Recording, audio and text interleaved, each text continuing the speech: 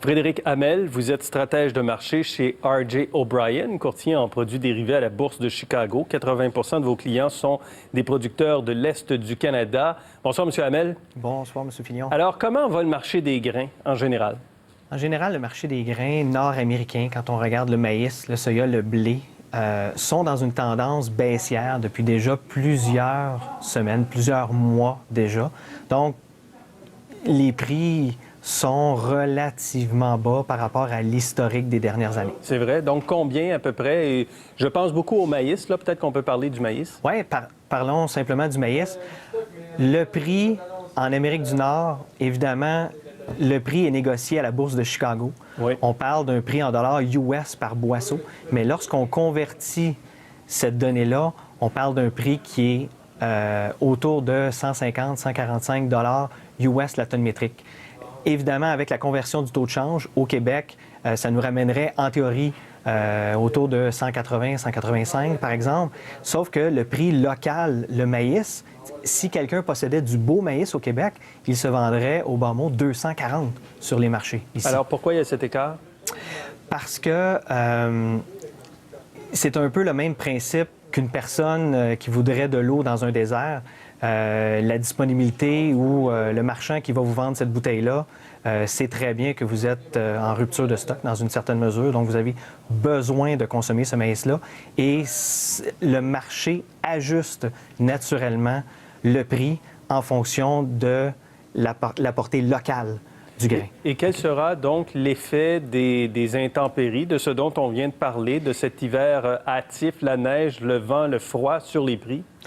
Bien, c'est sûr qu'au Québec, disons que M. Legault en parlait préalablement, le prix Ontario-Québec maritime, c'est un problème qui est régionalisé dans une certaine mesure. Les prix vont demeurer très forts jusqu'à une certaine limite où le marché d'importation, donc le marché où on va être capable d'aller s'approvisionner soit dans le nord-est américain ou soit au Brésil ou soit en Argentine, par exemple, quand on va réussir à importer ça dans les ports québécois, c'est là où il va y avoir une certaine baisse de prix potentielle, mais je ne crois pas que les prix risquent de baisser parce que la demande va être très forte au Québec, puis aussi en Amérique du Nord en général, pour le maïs, au niveau de la production porcine, bovine et aussi de volaille. Quelles sont les quantités de production par année en ce moment? Au Québec, on produit, grosso modo, là, une bonne année représente à peu près 3,7-3,8 millions de tonnes. De maïs. De maïs, exactement. Donc, cette année, on est à combien à peu près? Cette année, la récolte devrait représenter autour de, évidemment, ça reste des estimations, autour de 3,2-3,4 millions de tonnes. Le problème, comme votre invité précédent le mentionnait, c'est le poids de ce grain-là, c'est-à-dire chaque grain a une valeur nutritive beaucoup moindre que par les années passées. Donc, ça fait en sorte que pour un animal, pour tirer son énergie, pour tirer aussi la quantité de protéines qu'il a besoin pour grandir, pour grossir, va devoir ingérer encore plus de ce mauvais maïs-là. OK. Je veux juste bien comprendre pourquoi la valeur nutritive est moins bonne, parce que la qualité du produit est affectée? Exactement. C'est ça? Okay. Exactement. Donc, plus un maïs est de bonne qualité, plus l'animal en retire un bénéfice au niveau de sa croissance. Et pour l'ensemble du Canada, on est à peu près à combien en termes de tonnage? La production de maïs globale canadienne représente 14 millions de tonnes. Donc, c'est sûr que le Québec représente grosso modo 25 de la production canadienne. Par contre, quand on le met sur une échelle nord-américaine, les États-Unis produisent 347 millions de tonnes comparativement à 3,4. Donc, on est rendu à du 100 pour 1. Là. Exactement. Et donc, s'il y a un problème, on peut importer, là. Exact. Oui. Quel est l'impact de l'industrie de l'éthanol dans l'industrie? L'industrie de l'éthanol au Québec, on a une grande société qui fabrique de l'éthanol à Varennes, oui. Consomme à peu près 20 de la récolte québécoise de maïs. Donc, on parle à peu près 640-650 000 tonnes de maïs par année et c'est le restant de l'industrie qui se partage le reste, donc les éleveurs de porc, de bovins et de volailles et de dinde. Est-ce qu'il y a comme une sorte de réserve annuelle de grains, de maïs?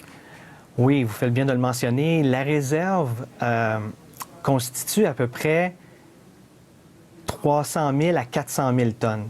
Évidemment, Oui. cette année, étant donné que la demande de grains au Québec, là, disons, qui est consommée par tous les types d'industries, que ce soit humaines, semences, industrielles et la moulée en général, représente à peu près 3,4 millions de tonnes. Donc, c'est sûr que de façon naturelle, offre, demande oblige, la courbe devrait, au niveau de la demande, devrait baisser ou des produits substituts devraient compenser pour la perte de maïs utilisé normalement dans les moulanges. En terminant, est-ce que la menace d'une grève au Canadien national, il y a beaucoup de nouvelles sur le Canadien national depuis la semaine passée, est-ce que ça pourrait avoir un effet sur le transport de grains, sur la disponibilité du grain? C'est certain que ça peut avoir un effet. La beauté, c'est que les Grands Lacs sont toujours ouverts présentement. Donc, la voie maritime devrait être ouverte, malgré les grands froids qu'on a connus, devrait rester ouverte jusqu'à la fin de l'année 2019, peut-être même début 2020. On va croiser les doigts pour ça. Donc, plusieurs vraquiers devraient être en mesure de traverser les Grands Lacs. Bien, merci, M. Hamel, pour cette analyse ce soir. Très intéressant. Merci. Bonsoir. Au revoir.